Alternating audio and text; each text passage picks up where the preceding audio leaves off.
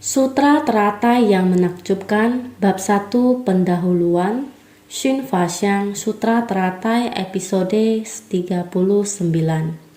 Memutuskan segala ikatan dari keberadaan, benih, sebab dan buah akibat telah sepenuhnya musnah. Dalam sutra disebutkan tiada lagi kerisauan, tepatnya memuji kalau para arhat agung telah melenyapkan segala kebocoran, memperoleh manfaat bagi diri sendiri dan melepaskan beban berat mereka. Orang yang telah mewujudkan buah arhat berarti telah mencapai nirvana dengan sisa. Kondisi yang tenang dan hening ibarat air bersih bagaikan cermin. Ini adalah kondisi tanpa ada kerisauan. Oleh itu di dalam naskah sutra dikatakan tiada lagi kerisauan. Ketika itu di persamuhan puncak burung nasar, mereka yang mendengar Buddha membabarkan Dharma, semua biku agung adalah arhat agung. Arhat telah melenyapkan segala kebocoran. Melenyapkan segala kebocoran berarti tiada lagi kerisauan. Segala kerisauan telah lenyap. Ini adalah untuk memuji para arhat agung, memperoleh manfaat bagi diri sendiri. Artinya mereka telah melepaskan beban berat. Kita manusia mempunyai kerisauan, bagaikan beban yang sangat berat membebani kita. Jika kita melepaskan beban berat ini, kita akan merasa ringan. Ringan berarti pembebasan. Oleh karena itu, melepaskan beban berat dan telah mewujudkan buah arhat ini adalah memperoleh manfaat bagi diri sendiri. Tetapi arhat belum mencapai kebudaan, hanya mewujudkan buah atau arhat. Pada saat itu dalam persamuhan Sutra Teratai, Buddha meninggalkan metode terampil di masa lampau, mulai membabarkan ajaran kendaraan besar. Apakah semua orang masih ingat bahwa semua Sutra Teratai Buddha melampaui kata-kata dalam membabarkan Sutra Teratai? Itulah sutra makna tanpa batas. Sutra makna tanpa batas telah membuat para praktisi dan juga segala makhluk menjadi satu kesatuan. Karena tidak tega akan penderitaan para makhluk, beliau menggunakan Dharma Buddha masuk ke tengah kerumunan. Ini terdapat di dalam esensi pokok dari sutra makna tanpa batas. Maka buah pencapaian arhat dari kendaraan kecil sebelumnya saat ini sudah akan menuju ke kendaraan besar. Maka seharusnya seluruh pencapaian oleh arhat sebelumnya hanya memberi manfaat pada diri sendiri. Niat untuk mencari pembebasan perlahan-lahan mulai ditinggalkan, mengubah kendaraan kecil menjadi besar. Akan tetapi bagian ini kembali menjelaskan mereka yang melepaskan beban berat akan mencapai buah arhat pada umumnya memiliki nirvana dengan sisa. Nirvana dengan sisa artinya belum mencapai nirvana tanpa sisa. Maka faktor sebab dari kelahiran dan kematian bertahap dalam 3 kelompok alam. Faktor sebab ini meskipun sementara dapat dimusnahkan, akan tetapi tubuh yang memiliki buah karma masih ada, belum dilenyapkan. Tubuh saat ini masih belum terbebaskan, masih sama mengalami kelahiran dan kematian. Kelahiran dan kematian yang berbeda, akan tetapi panjang pendeknya masih belum dapat diprediksi. Bukan berarti setelah menjadi seorang arahat, ia akan hidup sangat lama. Bebas dari hidup mati juga bukan berarti ia tidak akan mengalami buah karma dari perbuatan masa lampau. Bukan demikian maknanya. Yang dimaksud adalah dari batin sendiri, kondisi di mana batin kita sudah lepas dari segala kerisauan, menyadari di kehidupan sekarang tidak lagi menciptakan benih sebab bagi kelahiran di masa mendatang. Namun buah karma masa lampau tetap ada, menghilangkan benih sebab karma di masa akan datang. Itulah yang harus kita latih saat ini. Karena itu meskipun saat ini bisa demikian, masih berada dalam keadaan nirvana dengan sisa seorang arahat. Yang telah mencapai kearahatan memiliki batin yang jernih. tidak lagi dikacaukan oleh kerisauan hidup dan mati. Dengan kebijaksanaan sejati, mencapai pembebasan barulah dikatakan mencapai nirvana tanpa sisa. Dikarenakan benih sebab dari samsara fragmentaris dalam 3 kelompok alam, sekalipun dapat dilenyapkan, tetapi tubuh sebagai buah akibat dari karma lampau tetap saja eksis dan belum terbebaskan. Masih saja ada balasan karma, maka merupakan nirvana dengan sisa.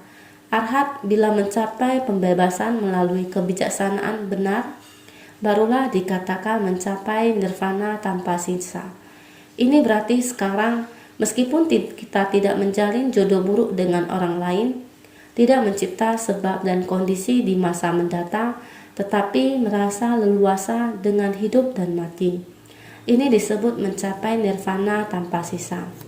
Jadi kita membina diri, kita harus tahu untuk melenyapkan kerisauan yang ada di dalam batin kita, baik mereka yang meninggal kehidupan duniawi maupun para perumah tangga. Sama juga segala sesuatu diciptakan oleh pikiran. Jadi batin memiliki kerisauan dan kebodohan yang menciptakan kebocoran. Kita belum memutuskan ikatan dari keberadaan. Kita terus berkata bahwa mencapai arhat, batin akan merasa leluasa. Bagaimana hati kita bisa merasa leluasa? Yaitu kita perlu memutuskan semua ikatan dari keberadaan, karena kita banyak kerisauan yang diciptakan oleh diri kita sendiri. Kita sering sebut ikatan sebagai simpul. Jika kita melihat seseorang memiliki kerisauan, kita akan berkata, bagaimana? Apakah hatimu tersimpul lagi? Betul. Terikat dalam simpul tidak dapat dibuka. Jika hati terikat dalam simpul, itu adalah kerisauan. Jadi dengan memutuskan semua ikatan dari keberadaan, memutuskan artinya melenyapkan secara tuntas, membersihkan semua kerisauan. Ketika kita membersihkan semua kerisauan, maka kita mencapai kebajikan, memutuskan kerisauan. Tidak menimbulkan kebodohan lagi. Jika kebodohan tidak lagi muncul, maka kebajikan akan terwujud. Memutuskan segala ikatan dari keberadaan adalah membersihkan segala kerisauan, memuji kebajikan yang tidak melahirkan ketidaktahuan lagi.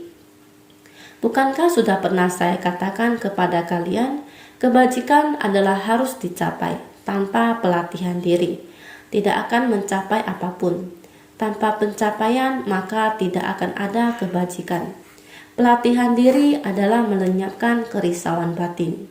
Tabiat buruk masa lampau harus bagaimana dilenyapkan. Hal ini sangat penting. Oleh karena itu kita harus tanpa henti mengikis tabiat buruk tersebut. Dalam kehidupan kita sehari-hari, dengan melenyapkan tabiat buruk artinya memutuskan ketidaktahuan. Memutuskan ketidaktahuan, sedikit ketidaktahuan dilenyapkan. Tumbuh pula sedikit kebijaksanaan. Inilah yang disebut kebajikan. Sebab dan akibat tidak lenyap. Jika sebab dan akibat masih ada, bila masih punya sebab yang buruk, menjalin jodoh yang buruk tentu saja balasan yang buruk. Buahnya masih tetap ada. Oleh karena itu harus memutuskan dari akarnya. Jika kita tidak memutus akar ketidaktahuan, sebatang pohon itu kamu hanya memotong pucuk pohon, tetapi masih ada akarnya. Ketika musim semi tiba, begitu musimnya tiba, pohon itu akan tumbuh cabang-cabang baru, kemudian akan berbunga dan berbuah lagi. Oleh sebab itu saya katakan sebabnya itu harus diputus. Jika sebab tidak diputus, maka akibatnya akan tetap muncul kembali. Jadi bila sebab dan akibat tidak lenyap, tetap saja akan tercipta karma. Oleh karena itu, bukan hanya dalam waktu singkat. Berkata, saya sudah berubah untuk sesaat. Jika tidak tuntas, kekhawatiran yang sama akan muncul lagi. Oleh karena itu, masih ada. Ada apa lagi? Adalah masih ada ikatan, masih ada dalam bentuk karma. Karena kebiasaan buruk kita masih ada. Melihat orang yang tidak berjodoh, kita tetap tidak berjodoh dengannya. Tetap melihatnya dengan tidak senang hati. Terhadap orang yang berjodoh, tidak peduli dia mengatakan banyak hal yang penuh kerisauan batin. Kita tetap menerima semuanya. Melihat berapa banyak kerisauan batin yang dia katakan, kita tetap terima. Kerisauan batin menjadi kerisauan batin saya. Ini adalah kita masih ada pikiran yang membeda-bedakan. Berjodoh dan tidak berjodoh, kita masih tetap membeda-bedakan. Jadi kita harus senantiasa menjaga pikiran kita. Ketika kita terlibat dalam perselisihan antar pribadi, kita harus menghadapi semuanya dengan tenang. Kita harus seperti air yang tenang, memantulkan wajah seseorang dan lingkungan sekitarnya. Jadi ini sering disebut 1000 sungai memantulkan 1000 bulan. Dengan kata lain, jika permukaan air tenang, meskipun hanya ada 1 bulan, dimanapun ada air tenang, kita bisa melihat bulan. Ini berarti kita semua memiliki sifat hakiki Buddha. Jika pikiran kita bisa tenang, bulan yang jelas akan berada di hati kita. Jika pikiran kita tidak tenang, ini dikarenakan adanya sebuah simpul. Pikiran kita masih terikat oleh simpul ini, yang menjerat kita sehingga ikatan ini masih ada. Benih, sebab, dan buah akibat tidak musnah. Itulah keberadaan. Keberadaan adalah tempat dilahirkan sebagai balasan dari karma yang diciptakan. Arhat harus memutuskan segala ikatan, sehingga karma tidak akan mengikuti tubuhnya pada masa mendatang. Juga tidak mengetahui akan terlahir di mana. Kita tidak mengetahui di dalam 6 alam kehidupan, belum melenyapkan sumbernya. Sehingga segala sesuatu yang diciptakan tetap berada di 6 kehidupan alam. Kita masih berada di dalam roda samsara. Kita tidak dapat mengendalikan diri sendiri. Pernah dibahas sebelumnya, kita kembali ke dunia dengan perahu welas asingnya. Datang kembali ke dunia dengan mengikuti kekuatan ikrar. Ini merujuk kepada batin kita sendiri yang memiliki janji dengan dunia ini, bukan karena mengikuti karma. Sehingga jika kita mengikuti karma, kita tidak dapat menentukan, tidak tahu terlahir di mana pada 6 alam kehidupan ini. Tujuan selanjutnya juga tidak dapat kita pilih. Ini merujuk kepada kerisauan batin yang belum dihapuskan secara keseluruhan.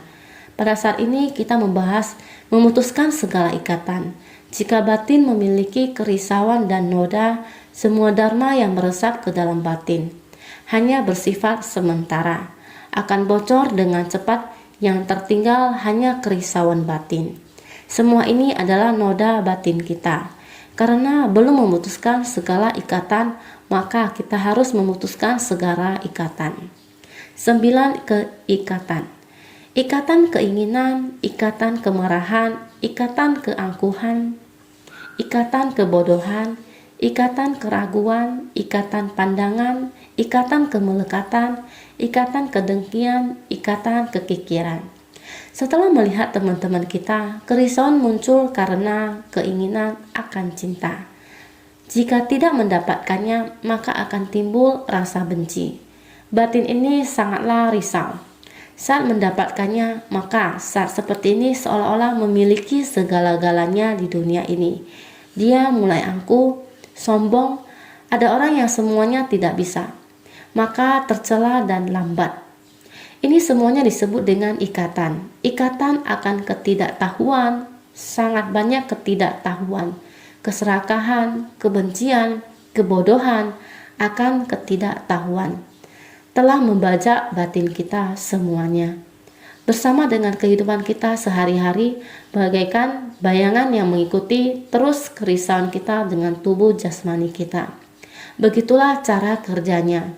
Makanya muncul keraguan, semuanya dimulai dari pemahaman kita. Jika pemahaman kita tidak tepat, maka akan melekat.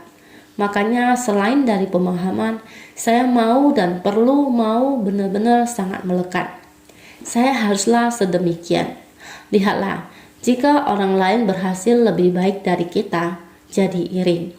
Apa yang dimiliki tidak rela melepaskan. Ini dinamakan kikir dan serakah. Jadi 9 ikatan ini adalah sebab dari kerisauan. Kebodohan dalam batin kita sebab dari kerisauan adalah berasal dari ikatan ini. Mengapa kita tidak bisa melenyapkannya? Karena sudah terikat, sudah terbelenggu, maka kita tidak bisa melepaskan. Jadi ikatan adalah karma dari kebiasaan terdelusi. Ikatan ini adalah berasal dari kehidupan lampau, dari kehidupan lampau. Dari kehidupan ke kehidupan terus terakumulasi. Seperti ini terus membelenggu, terus menjerat. Kerisauan dari satu kehidupan dan satu kelahiran, semua terkumpul. Terakumulasi terus membelenggu, bagaikan tali yang telah mengikat. Ini adalah ikatan. Delusi adalah ketidaktahuan. Ketidaktahuan dari kehidupan lampau tidak mengerti prinsip kebenaran. Kita telah membawanya ke kehidupan sekarang. Prinsip kebenaran yang tidak dimengerti di kehidupan sekarang. Timbul delusi dan menciptakan karma. Delusi dan karma ini dibawa lagi sampai ke kehidupan selanjutnya. Inilah yang dinamakan ikatan. Ikatan adalah karma dari kebiasaan terdelusi. Satu kehidupan berlalu, karma yang mempengaruhi secara berkesinambungan tanpa henti. Oleh karena itu, Master sering mengatakan kepada kalian, tabiat buruk harus diubah. Merubah tabiat buruk itu dinamakan membina diri. Jadi disebut sebagai benih sebab yang mampu menciptakan segala keberadaan. Ikatan ini adalah segala kerisauan, penyebab dari segala benih yang timbul. Jadi huruf ikatan ini juga sangat sulit saat ini sekarang menghapusnya dengan kebijaksanaan. Kita harus membangkitkan kebijaksanaan. Kita harus punya keberanian memutuskan tali ikatan. Jika ikatan tali tidak dapat diurai, maka digunting saja. Jika kita dapat memutuskannya, akan merasa jauh lebih ringan. Beban akan terasa lebih ringan. Pikulan ini yang paling memberatkan kita adalah cinta dan kasih. Jika nafsu keinginan muncul, akibatnya adalah keserakahan, kemarahan, dan kebodohan. Anda sekalian sungguh sangat menderita dalam kehidupan kita, ketidaktahuan, kekotoran batin, ataupun ikatan yang membuat kita terjerat oleh samsara. 3 alam kelahiran, rendah dan 6 alam samsara berputar-putar di situ. Di luar kendali kita, terus-menerus bingung dan terdelusi, tidak mampu untuk bangun, sungguh sangat menderita. Maka disebut memutuskan segala ikatan dari keberadaan. Sekarang pelatihan diri harus sampai tahap arahat, maka batin kita harus sangat jernih dan murni, harus mengikis kerisauan, mengikis ketidaktahuan, mengikis kekotoran batin, harus memutuskan segala ikatan dari keberadaan. Dengan demikian benih sebab dan buah akibat akan musnah. Tidak ada lagi pembuat sebab, tentu saja tidak ada ikatan oleh akibat. Karena itu tanpa kelahiran kembali tidak ada lagi keberadaan lebih lanjut. Tidak ada lagi 3 alam rendah dan 6 alam samsara yang menyebabkan kita kehilangan arah. Sungguh menderita tak terungkapkan dengan kata-kata. Ikatan adalah karma dari kebiasaan terdelusi sebagai benih sebab yang mampu menciptakan segala keberadaan. Sekarang menghapusnya dengan kebijaksanaan. Tidak ada lagi kelahiran kembali berikutnya. Makanya dikatakan memutuskan segala ikatan dari keberadaan. Benih sebab dan buah akibat telah sepenuhnya musnah. Itulah arti dari tiada kemunculan. Saudara sekalian, belajar Buddha Dharma harus selalu dengan penuh kesungguhan hati. Satu pikiran kebodohan yang timbul dapat menciptakan berbagai keadaan batin. Semuanya berasal dari dalam hati kita sendiri. Tidak peduli seberapa kacau dan ramai keadaan di luar, yang terpenting adalah satu niat dalam hati kita. Selama hati kita tenang bagaikan air jernih dan cermin yang terang. Jika kita mampu menjaga ketenangan demikian, maka hati kita tidak akan terguncang oleh keadaan luar. Dengan begitu, untuk mencapai arahat tidaklah sulit. Sebenarnya tidak harus menjadi seorang biku atau bikuni untuk memiliki hati yang tenang. Sesungguhnya para bodhisattva rumah tangga pun dapat menumbuhkan kebijaksanaan yang benar. Bila akar kebijaksanaan mereka tajam, Mereka pun bisa dengan cepat memutuskan segala penderitaan batin. Ketika memutuskan untuk berubah, maka langsung berubah. Dan memang banyak orang seperti itu di lingkungan besar ceci kita ini. Oleh karena itu kita semua harus dengan tekun membaca Sutra Pitaka, maka kita semua hendaknya senantiasa bersungguh hati.